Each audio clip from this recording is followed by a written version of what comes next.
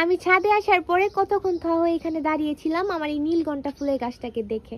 মাশাআল্লাহ এতগুলো ফুল হয়েছে গাছের মধ্যে, আমি গুনে শেষ করতে পারবো না, এতগুলো ফুল হয়েছে গাছে, একদম গাছ ভর্তি হয়ে ফুল হয়েছে। তারা কেন এখনো নীলকণ্ঠা ফুলের গাছ লাগাচ্ছেন না বাগানে?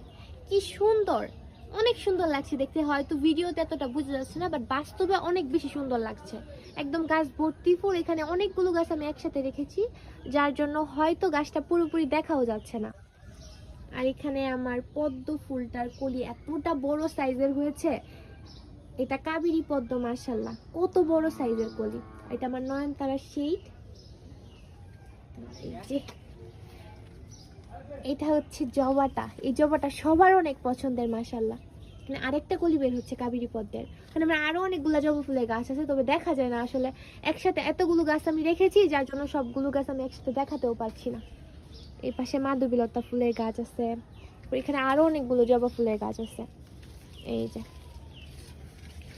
এটা হচ্ছে থুকা জবা, এখানে আরেকটা ফুল হয়েছে, এটা আমার একদম পছন্দ না, এটা অপছন্দের জবা। তারপর আর এখানে আরো অনেকগুলো জবা ফুলের গাছ আছে, যেগুলোতে সবগুলোতে ফুল বৃষ্টির কারণে একদমই নষ্ট হয়ে গেছে।